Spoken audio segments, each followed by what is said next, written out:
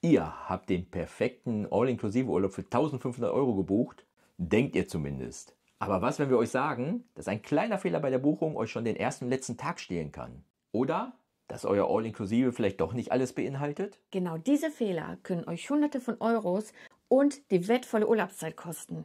In diesem Video zeigen wir euch die 7 häufigsten Fallen und wie ihr sie ganz einfach umgeht. Also bleibt dran.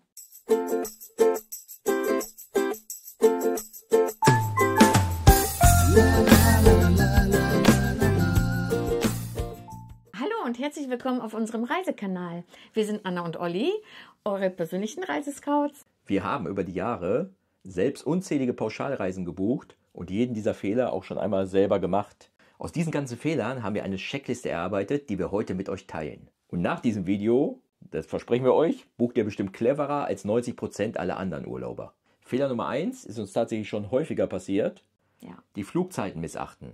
Ihr buchte ein tolles Angebot, Hinflug 22 Uhr, Rückflug 7 Uhr, seid nur 7 Tage vor Ort. Das bedeutet, ihr kommt nachts an oder vielleicht erst am nächsten Tag und werdet morgens vielleicht schon um 4 Uhr vom Flughafen abgeholt. Das heißt, ihr habt effektiv von den 7 Tagen nur 5 Tagen. Deswegen, bei der Buchung, bei verschiedenen Reiseportalen hat man die Möglichkeit, die Flugzeiten zu filtern. Da könnt ihr einstellen, von dann und dann will ich abfliegen. Achtet auf die Hinflug- und Rückflugzeiten und zur Not zahlt halt 20 oder 30 Euro mehr. Dadurch spart ihr manchmal einen ganzen Tag, der im Hotel vielleicht 200 Euro kostet. Genauso schlimm ist Fehler Nummer 2, und zwar, wenn man die Transferzeit nicht beachtet. Oh ja. Und zwar, ihr bucht jetzt ein Hotel, ne, denkt, okay, 60 Kilometer vom Flughafen entfernt, denkt man, oh, hört sich ja gut an, fahre ich nur eine Stunde. Aber was man bedenken muss natürlich, der Busfahrer hält nicht nur an eurem Hotel, sondern an vielleicht 10 anderen möglichen Hotels an. Und dann dauert die Fahrt nicht 1 Stunde, sondern 3 Stunden. Und das ist natürlich dann blöd, ne, weil da verliert man natürlich auch Zeit. Also guckt am besten bei Google Maps. Na, wie weit ist das Hotel vom Flughafen entfernt und was lohnt sich besser, ein Mietwagen oder dann doch die Busfahrt? Oder Privattransfer, was man mittlerweile ja auch buchen kann. Richtig? Ja. Und wo ihr halt darauf achten müsst, wenn ich nochmal ergänzen darf, Ja. 60 Kilometer in Deutschland sind schnell gefahren. Und weil ich euch sagen kann, 60 Kilometer in Tunesien oder auf irgendeiner anderen Insel können da doppelt oder dreimal so lang dauern, weil ihr keine Autobahn habt und da nicht so schnell fahren könnt. Ja. Deswegen achtet gut auf Annas Tipp.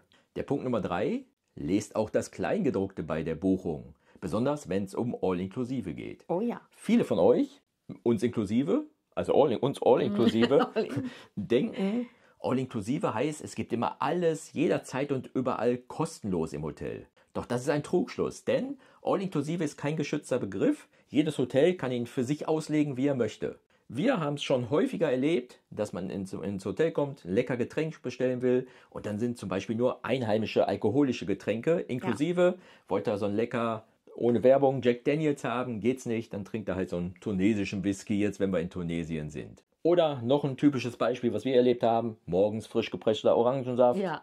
Manchmal ist er auf inklusive, manchmal steht er da und dann zahlt er 3 Euro für so ein Gläschen. Deswegen, vorher bei der Buchung, schaut genau nach, geht auf die Veranstalter-Homepage oder im Katalog und lest euch die genauen Bedingungen durch. Und die können manchmal sogar abweichen von der Hotel-Homepage. Deswegen der sicherste Tipp ist, geht auf die Hotel-Homepage und lest dadurch, was steht unter All-Inklusive alles, was ist alles inklusive und was nicht. So, ihr Lieben, Fehler Nummer 4 ist, sich auf veraltete Bewertungen zu verlassen. Ihr Lieben, kurze Unterbrechung. Wenn euch diese Tipps bis jetzt weitergeholfen haben, dann lasst gerne einen Daumen hoch und abonniert unseren Kanal. Das würde uns total riesig freuen und auch total weiterhelfen. Und jetzt kommt einer der teuersten Fehler. Ihr findet zum Beispiel ein Hotel mit Gesamtbewertung von 95% und denkt, wow, aber diese Bewertung ist 2 Jahre alt schon. Deswegen müsst ihr unbedingt darauf achten, dass ihr die neuesten Rezessionen euch filtert und guckt, weil es ist wichtig, dass ihr 3 bis 6 Monate die letzten Rezessionen lest. Ansonsten kann natürlich sein, dass der Koch sich geändert hat, dass ein neuer Manager da ist. Auf einmal gibt es Sparmaßnahmen und das Essen verschlechtert sich. Deswegen am besten immer die neuesten Rezessionen lesen. Und so könnt ihr wissen, wie das Hotel auf dem aktuellsten Stand ist, was Hygiene, Sauberkeit, Essen, Lage, Sonstiges ist. Wir hatten jetzt zum Beispiel auch einen aktuellen Fall, den wir schildern können. Das könnt ihr euch mal angucken, unser Video vom TUI Blue Palm Beach. Das war nämlich vorher ein anderes Hotel, war relativ schlecht bewertet. Da ist nämlich genau entgegengesetzt. Das Hotel ist schlecht bewertet und jetzt, die letzten Bewertungen sind aber sehr, sehr gut, weil TrueBlue das übernommen hat, die ganze Sache. Ja, und auch da kann man halt gucken. Habt ihr ein schönes Hotel gefunden, ist schlecht bewertet, könnt ihr auch gucken. Ah, die sind schon alt, die neuesten Bewertungen sind aber alle top und dann könnt ihr trotzdem buchen, ja. Für uns ist auch Holiday Check eigentlich, also für mich zumindest, für dich auch, ne, eine Datensenke, wo wir immer wieder reinschauen, bevor wir buchen, ja, schauen uns die ganzen Bewertungen an. Wichtig, schaut die neuesten an. Jetzt kommen wir zu Fehler Nummer 5, die Zimmerkategorie nicht verstehen. Ihr schaut im Internet, geht auf eine Buchungsseite und seht ein unschlagbares Angebot. Ihr schlagt zu, weil es günstig ist, kommt im Hotel an und stellt dann fest, Schitte, was ist denn das für ein Zimmer? Ja, ihr habt zum Beispiel, wie heißen die Zimmer? Sparpreiszimmer, Bestpreiszimmer oder so ähnlich gebucht. Auf den Bildern ist es oft so, die sehen genauso aus wie Doppelzimmer. Selbst die Beschreibung ist so, ja, steht dann 26 Quadratmeter, Bett und sowas alles. Im Endeffekt sind es die gleichen Zimmer. Das Problem bei den Zimmern kann sein, wir hatten auch schon Glück gehabt, muss nicht sein, dass die Zimmer aber an ungünstigen Ecken liegen. Ihr seid neben der Klimaanlage vom Hotel, ja, es brummt die ganze Zeit. Oder der Balkon ist weg. Oder ihr seid neben den Küchenabluftschlauch, ja, und habt die ganze Zeit die Küchendüfte. Das heißt, vom Zimmer selbst wird es nicht viel schlechter sein, aber das Außenrum ist dann meistens schlechter. Deswegen bucht lieber ein Standardzimmer, wenn die Differenz jetzt nicht zu groß ist. Ja, ich meine, wir machen es ja selber auch. Wenn das jetzt 500 Euro mehr kostet, dann buchen wir kein Standardzimmer halt. Ja. So. Aber für 20, 30 Euro legt die lieber mehr an. Ihr habt ein Standardzimmer, dann wisst ihr zumindest, ihr habt wirklich das, was da drin ist und auch noch eine vernünftige Lage dabei. Allerdings müssen wir jetzt auch sagen, es ist nicht immer so. Wir haben auch oft schon Sparpreiszimmer gebucht und hatten trotzdem teilweise sehr gute Zimmer. Ja, das stimmt. Und auch manchmal Glück gehabt, dass wir sogar ein Upgrade gekriegt haben noch. Ja? Aber das ist halt nicht die Normalität. Die Regel, genau. Denn normalerweise sind das wirklich, und gerade wenn er in den Ferien fliegt und da sind nicht mehr viele Zimmer frei, sind da wirklich die eher das von der Lage schlechteren Zimmer. Ja. Fehler Nummer 6, die Einreisebestimmung ignorieren. Ihr Lieben, es ist kein kleiner Fehler. Es ist eine Urlaubskatastrophe, wenn man am Flughafen steht und auf einmal sich denkt, oh, mein Reisepass oder Personalausweis ist abgelaufen. Das ist natürlich ganz, ganz krasse Katastrophe. Deswegen guckt bitte lange vor eurer Abreise und noch kurz vor eurer Abreise, ob euer Personalausweis oder Reisepass gültig ist, wie lange der gültig ist. Und guckt bitte unbedingt die aktuellen Einreisebestimmungen, weil das ist ganz, ganz wichtig, weil oft ändert sich was und es kommt ihr da an und auf einmal müsst ihr wieder zurückfliegen, weil ihr die nicht gelesen habt. Ne? Also achtet unbedingt darauf. Immer auf der Seite vom Auswärtigen Amt schauen. Richtig. Nicht auch kurz vorher, aber auch schon mal ein bisschen länger vorher. Denn es ist immer möglich, dass sich zum Beispiel die Gültigkeit eines Reisepasses verlängert. Ja, ihr habt ein halbes Jahr und dann sagt das Auswärtige Amt so, der Reisepass muss jetzt ein Jahr gültig sein. Ja. Oder zum Beispiel brauchst du auch Visum. Für bestimmte Länder brauchst du auch Visum. Ne? Ja. Besonders wichtig ist dieser Tipp aber halt für Länder auch außerhalb der EU, wie Türkei, Ägypten oder halt ähnliches. Ich muss mal eine Anekdote erzählen. Ja. Mir ist es tatsächlich auch schon passiert. Stimmt. Deswegen erzählen wir euch das. Mir ist eine Woche vorher aufgefallen, dass mein Reisepass abgelaufen ist und wir brauchen den. Eine Woche vorher. Ja, oder war es 3 Tage vorher? Ich weiß es nicht. War auf jeden Fall knapp vorher. Genau, da bin ich schnell hingefahren hier zu unserem örtlichen Bürgerbüro. Und dann bekommt man einen vorläufigen Personalausweis, einen vorläufigen Reisepass. Den müsst ihr auch bezahlen. Und der ist dann, weiß ich nicht, 6 Wochen oder so gültig gewesen. Ja, kostet einfach nur doppeltes Geld, denn danach muss ich nochmal einen normalen beantragen, der dann, was kostet er jetzt, weiß ich nicht, 60, 70 Euro gekostet hat. Fehler Nummer 7, die Lage des Hotels falsch einschätzen. Die Hotelanlage ist ein Traum. 5 Sterne, alles top. Ihr kommt an, geht aus der Anlage und da ist nichts.